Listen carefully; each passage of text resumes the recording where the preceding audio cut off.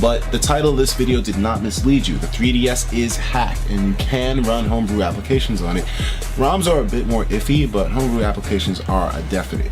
Now, here we go. Nintendo 3DS exploit game revealed. Smealim's exploit game is. Now, if you remember from a couple of weeks ago, I did a video covering 3DS homebrew that Smealim managed to pull off on the 3DS. Now, it was kind of like still in progress, and I thought it would be a lot longer until it was released to the public, but lo and behold, it was only a few weeks. I thought it would have been at least maybe 6 months or something like that. So we do have a public release of that hack that I covered in my last video, and the game that you can access the exploit through is the game Cubic Ninja. Now, Cubic Ninja is some shitty game that was released a long time ago for the 3DS, made by Ubisoft, of course. Yeah, it looks similar to some Rayman shit. The game itself is not important, however. Smealim said that it does not matter if you are using the retail version of the game or if you buy it from the Nintendo eShop. Smee added that the game only exists in the Japanese eShop, so a retail cartridge will be your choice for this exploit, I assume. The game is around £7/$10, but this will most likely change very, very soon. Note for Mololo, in Japan, the game can be found for around 1,800 to 3,000 yen. So, you know, as you guys can see here, the game is definitely not that expensive. Well, at least not that expensive when this article came out. This was November 18th, so we're looking at almost 10 days later, and I'll explain where the game's pricing is at now. Now, update from Mololo. Since this piece of news was posted 1 hour ago, the game has been multiplied by 2.5 on Amazon and other websites. If history serves well, I would not be surprised to see it go up to $80 within 24 hours. And sure enough, my friends, if you try to find this shitty game now, you aren't going to find it for that price of $10, £7. No, you're going to find it for $40, $60, $80.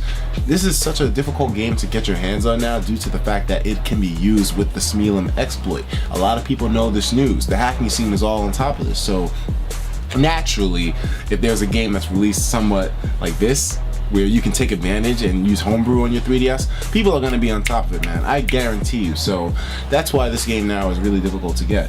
And there's even some more bullshit with GameStop using this to their advantage to price the game at insane levels, man. And of course, I'm not surprised because, you know, it's GameStop, but still, where's the dignity at? So the exploit should be working with any kind of regional version of the game. So that's another, you know, good thing there. A European 3DS with a European 3DS game. But what can we do with it, and which firmwares and devices does it support? And that's usually the question when it comes to homebrew applications running on 3DS, and with potential ROMs as well too. The Gateway 3DS needs a really old firmware, so it's not really that practical to use it for people who like manage to want to update their 3DS every day or use the more regular features or even connect to the internet. This is a classic save data exploit like we know from our beloved PS Vita or the older days of the PSP. You have to buy, retail or digital shop version, a necessary exploit game in order to run the exploit on your device. So if you're wondering how the hack works with this stupid game, there's basically some part of the game that allows you to go into the 3DS's code that you would not be able to access without it. So in a way, the game serves as a passageway through the 3DS's massive defense, and at some point in creating that passageway, the game has a glitch where the 3DS can be entered into through. It's kind of crazy to explain, but think about this. You have like a medieval palace which is filled to the teeth with guards, defense units, all of that shit, right? But the palace manages to let like certain groups through, scholars, nobles, whatever. So let's just say that the palace on Tuesday is allowing a certain group of scholars to come through. Now, someone who can manipulate or kind of destroy the palace from the inside or kind of like change up things is actually hidden with that group of scholars. And once the scholars are let into the palace, then that one person who's going to go there to manipulate shit can sneak in now that he's inside the palace and, you know, kind of get lost in one of the chinks in the palace's armor. And that, my friends, is how the Cubic Ninja game works with a 3DS, allowing you to get homebrew applications running on that bitch. It's still a little bit tough to understand. I can understand if you're still a bit confused about it, but that's basically how it works. So you cannot download it for free from the internet, and people cannot share their version of the game with you if they have a digital version. Retail works though. You have to buy the exploit game, otherwise you cannot use this exploit on your 3DS. The exploit is confirmed to work on all 3DS systems software versions as of version 9.20-2.0, and it should also support any of the hardware revisions of the 3DS family. So this is another big thing that has people going out and buying this game in droves, simply because it supports pretty much every single 3DS out there. I don't know how they managed to pull this off and how Nintendo hasn't managed to patch this yet, but the 3DS will be able to play every single version. Excuse me, this hack will be supported on every single version of the 3DS. So whatever your firmware number is, it's got it. Now, this would include the 3DS, the XL, the 2DS, the new 3DS, and the new 3DS XL. Basically, any Nintendo handheld device that can play 3DS games is supported. But what can we do with the exploit? If you remember the Wii Homebrew channel, which is a similar style channel for all kinds of homebrews, our well-known visual half-byte loader, then you will most likely know what the 3DS Homebrew launcher will be able to do. Smelum exploit is a userland exploit that allows us to execute homebrews via the 3DS Homebrew channel. It does not enable piracy in the form of 3DS ROMs, but it will enable you to use homebrew and classic emulators for older systems like Stark's and the 3DS Nintendo Entertainment System emulator. So basically, ROMs, like I said, they're not really going to be supported by this. So if you're thinking that you're going to be able to pirate all the 3DS games, nah, calm that down. You won't, but you can do a hell of a lot of other stuff with it. You can play emulators on it for different games, different consoles. So I mean, that's kind of cool in itself. Now, what will it enable you to do in your 3DS will be known when the files have been officially released. Soon those files will be released, and they were actually released I think a day or two after this article came out, so we're pretty much done with this. And now this is the page where you can get this hack. Now sadly, I do not have Cubic Ninja. I was not able to get my hands on a copy early, so I won't be able to show you firsthand experience. I'm trying to see if there's somewhere that I can get this game for a reasonable price, and if I can, then I will buy it and I'll show you guys this hack myself. But until then, I'm pretty much looking outside like everybody else is, you know, and right now it's looking pretty cool. But so here is the oh, sorry about that. I know in some of my last videos my Skype going off made some of you guys think your Skypes went off, but yeah, so here is the website where you'll be able to take advantage of Cubic Ninja and use it for 3DS homebrew exploits. So what is Ninjhacks? Ninjhacks is a piece of software that allows you to run unsigned code on your 3DS. In practice, this means being able to run homebrew applications such as games, tools, and emulators. To see it in action, look no further. So we'll definitely be checking this link out very soon. Let's see here. What do I need to use Ninjhacks? You need exactly 3 things to run unsigned code on your console: a 3DS or an XL or 2DS console with a firmware version between 4.0.07 and 9.2.0-20. So just out of curiosity, I was talking all that shit about how you'll be fine regardless of anything, but I need to actually check myself for my 3DS and make sure that I have a firmware version that's supported by this. I think it supports all the latest versions though, so let's take a look here. Like what I'm saying, if my 3DS is still supported and Nintendo hasn't patched this by now, I'm gonna be fucking shocked, because this is usually stuff they're on top of. If you don't know what I mean, Nintendo usually has people going around checking for if 3DS exploits are out. So I mean, usually they patch those shits right away, but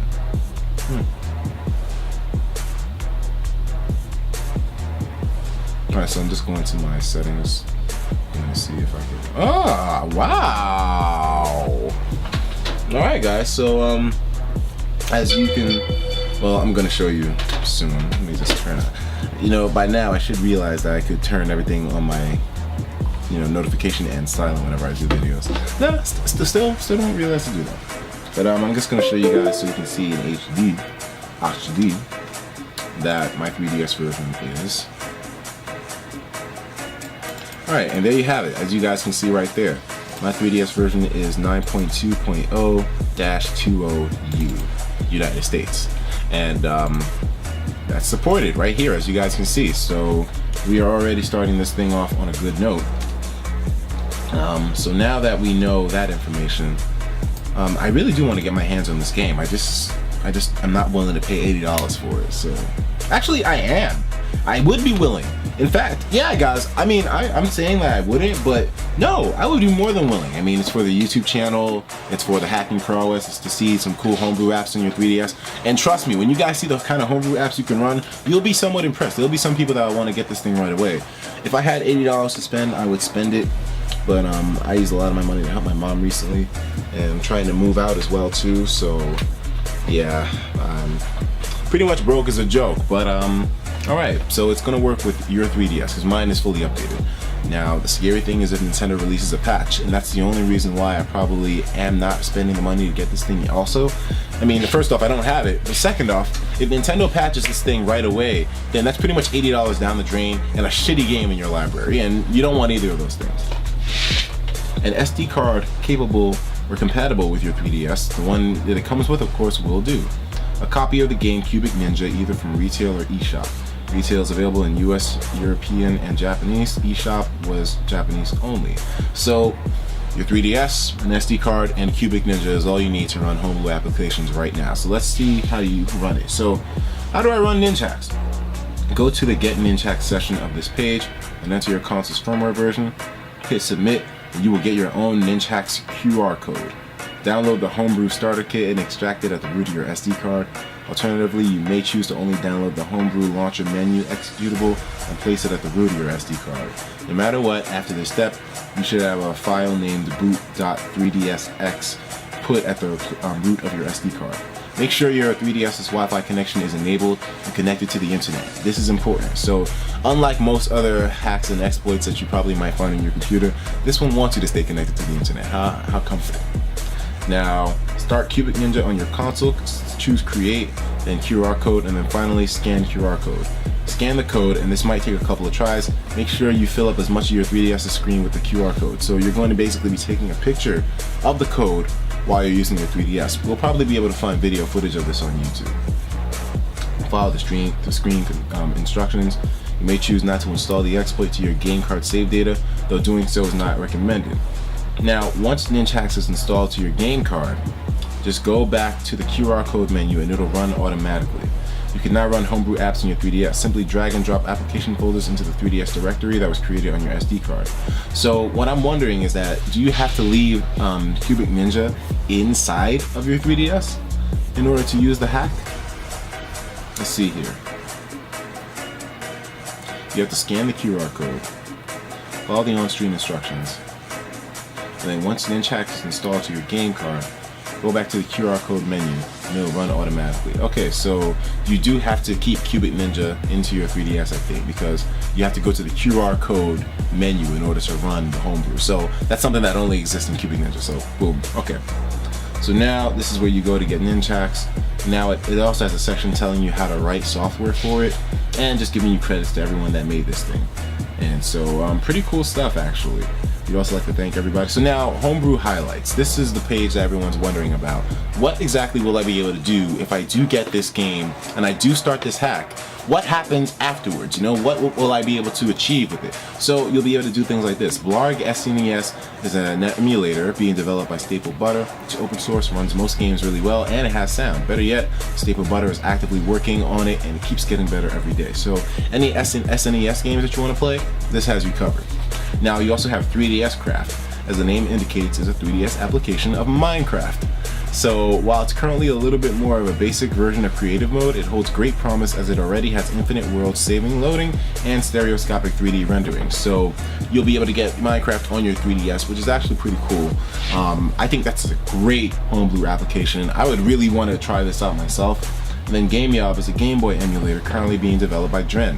Much like Blarg SNES, it's open source, has sound, it continues to be in development. It can run almost any game near perfectly and gives users a wide array of options to choose from. So once again guys, you gotta keep in mind that there's a lot of people who would love these things on their 3DS, and this is already at launch. So you know, there could be a lot of potential homebrew applications that could be like